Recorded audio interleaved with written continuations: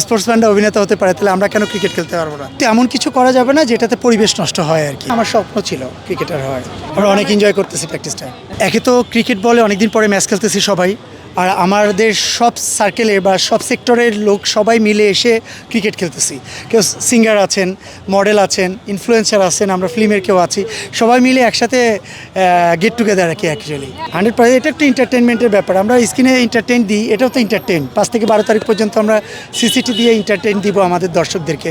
তারা দেখবে যে তারা এই স্ক্রিনের পর্দায় কেমন অ্যাক্টিং করে, আবার মাঠে কেমন খেলে এক একজন।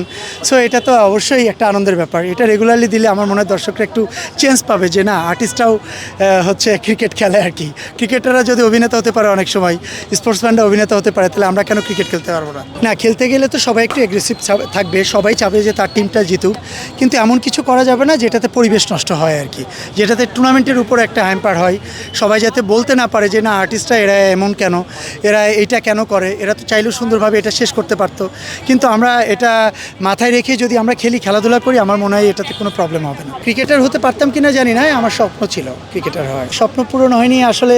স্টাডি করতে গেলে তো ওইভাবে, আর প্রাইভেট ইউনিভার্সিটিতে ভর্তি হয়ে 9টা 5টা একটা না, ওদের প্রাইভেট ইউনিভার্সিটি ক্লাস মিস করলেও তো ওই ক্লাসগুলো আর পরবর্তীতে ধরাও যায় না।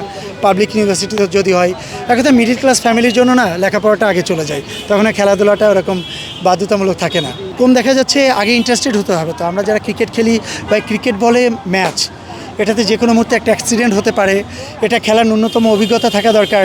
তো সব কিছু মিলিয়ে যারা আমরা ক্রিকেট খেলি মোটামুটি ফিল্মে, আমরা সবাই কিন্তু এখানে আসি। আর যারা খেলে না তাদেরকে আর জোর করে আনা হয়নি আর কি। Thank you so much.